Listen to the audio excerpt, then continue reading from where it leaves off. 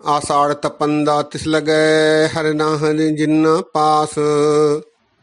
जग जीवन पुरख त्याग कै मानस संधि आस। दुए भाई विगुचिए गल पैस जम की फास। जिहा बीजय सोलुणे मत्थै जो लिखियास। रैन बिहानी पछतानी उठ चली गई निराश। जिनको साधु भेटिए सो दरगह होय खलास। कर कृपा प्रभु आपनी तेरे दर्शन होए प्यास। प्रभु तुद बिंदु जाको नहीं नानक की अरदास। आषाढ़ सुहंदा तिस लगै जिस मन हरि चरण निवास। आषाढ़ सुहंदा तिस लगै जिस मन हरि चरण निवास। सत्कार योग सत्संग योग वाहिगुरु जी का खालसा वाहिगुरु जी की फतेह। गुरु अर्जन देव जी महाराज 12 माह में आषाढ़ मास के संबंध में उपदेश देते हैं। आषाढ़ तपंदा तिस लगै हरि नाहन जिन्ना पास। उस जीवात्मा रूपी स्त्री को आषाढ़ माह तपता हुआ प्रतीत होता है, क्योंकि उसका मिलाप परमात्मा रूपी पति से नहीं हो पाया है। उसका सानिध्य उसे नहीं हो पाया है। आषाढ़ तपंदा तिस लगै हरि नाहन जिन्ना पास।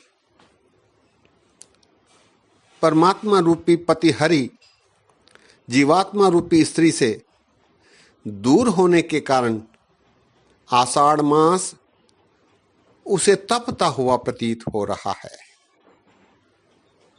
जग जीवन पुरख त्याग कै मानस संधि आस। सारे जग को जीवन देने वाले परमात्मा रूपी पति परमेश्वर अकाल पुरख परमात्मा, इसके त्याग करने के कारण, इससे दूर रहने के कारण मनुष्य संताप कर रहा है। उसका कारण ये है कि जीवात्मा परमात्मा के सानिध्य को छोड़, परमात्मा की आराधना को छोड़, परमात्मा के बताए हुए आदर्शों पर चलने को छोड़, मायावी इस संसार के दूसरे झूठे प्रभाव डालने वाले लोगों के प्रभाव में आकर उनकी सिफत कर रहा है, जिसके कारणवश वो दुखी हो रहा है। जग जीवन पुरख त्याग कै मानस संधि आस। दुए भाई विगुचिए गल पैस जम की फास।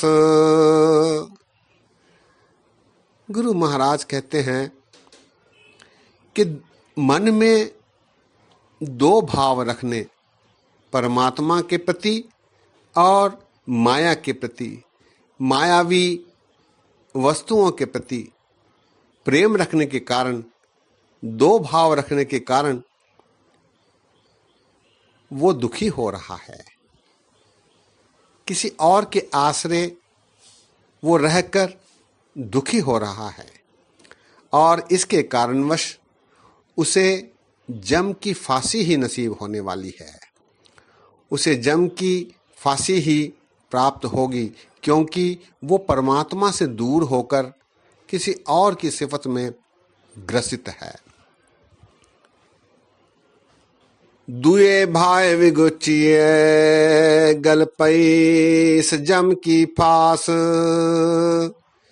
जेहा बीजै सो लुणै मत्थै जो लिखियास। मनुष्य अर्थात जीवात्मा जैसे कर्म कमाएगा, जैसे बीज बोएगा, उसी के अनुसार उसके संस्कार लिखे जाएंगे और उन्हीं के आधार पर उसे फलों की प्राप्ति होगी, उसके भाग्य लिखे जाएंगे। मत्थे जो लिखियास, जेहा बीजै सो लुणे मत्थै जो लिखियास।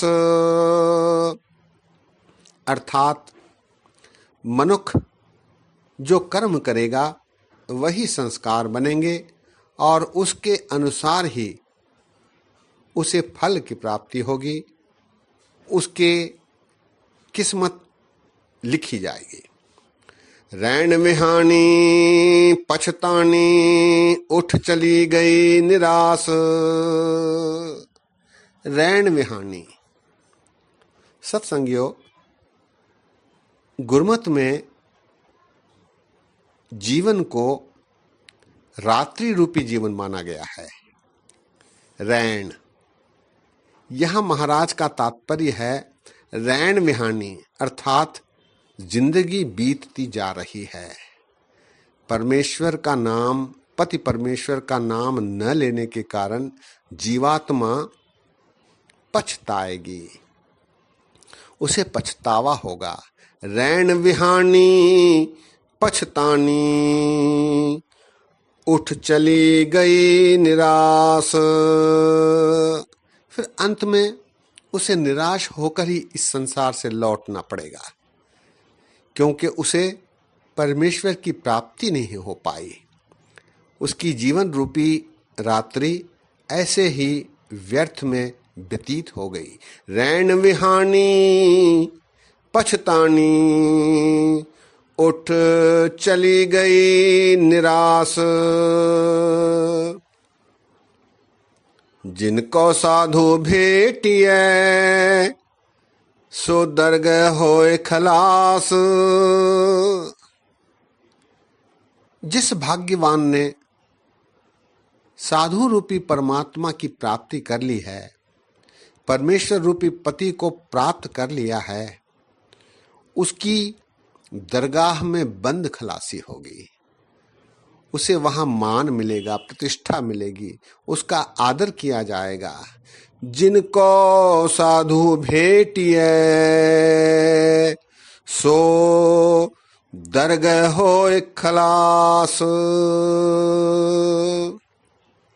उसकी परमात्मा के दरगाह में खलासी होगी, बंद खलासी होगी।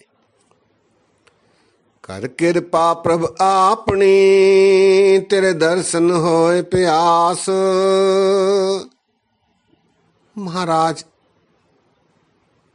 कह रहे हैं कि हे प्रभु, तू कृपा कर।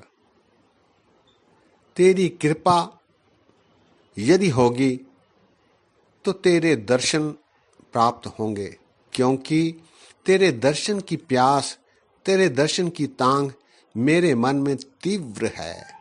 कर कृपा प्रभु आपनी तेरे दर्शन होए प्यास। प्रभु तुध बिन दूजा को नहीं, नानक की अरदास। मैं जोदड़ी करता हूँ, अरदास करता हूँ कि तेरी कृपा हो, ताकि तेरे दर्शन की जो प्यास है वो बुझाई जा सके। क्यों? क्योंकि तेरे बिना कोई और समर्थ नहीं। तू ही सबसे बड़ा समर्थ प्रभु परमात्मा है। प्रभु तुध बिन दूजा को नहीं, नानक की अरदास। आषाढ़ सुहंदा तिस लगे, जिस मन हरिचरण निवास।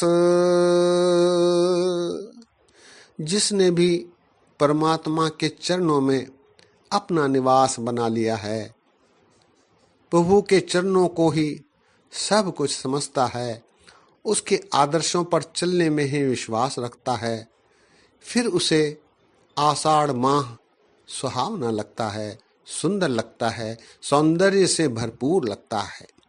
आषाढ़ सुहंदा तिस लगे,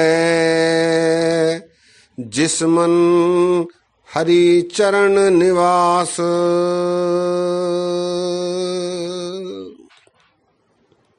शब्द एक बार फिर। आषाढ़ तपंदा तिस लगे, हर नाहन जिन्ना पास। जग जीवन पुरख त्याग कै, मानस संधि आस। दुए भाई बिगुचिए, गल पैस जम की फास। जेहा बीजय सोलुणे, मथ जो लिखियास। रण में हाने पछतानी, उठ चली गई निराश। जिनको साधु भेटिए, सो दरगह होय खलास। कर कृपा प्रभु आपनी, तेरे दर्शन होय प्यास। प्रभु तुध बिन दूजा को नहीं, नानक की अरदास। आषाढ़ सुहंदा तिस लगे, जिस मन हर चरण निवास। आषाढ़ सुहंदा तिस लगे, जिस मन हर चरण निवास। सत्संगियों, गुरु अर्जन देव जी महाराज ने इस शब्द में जीवात्मा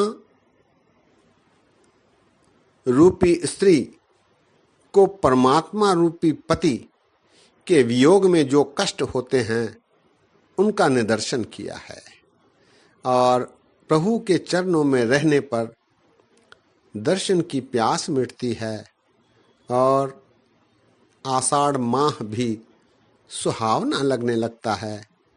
ऐसा महाराज ने इस शब्द में दर्शाया है। आज यहीं विश्राम है। बोलते समय अनेक गलतियां हुई हैं, दास को क्षमा करने की कृपा करो। अगली बार एक और माह पर विचार साझे किए जाएंगे। फतेह परवान करो। वाहिगुरु जी का खालसा, वाहिगुरु जी की फतेह।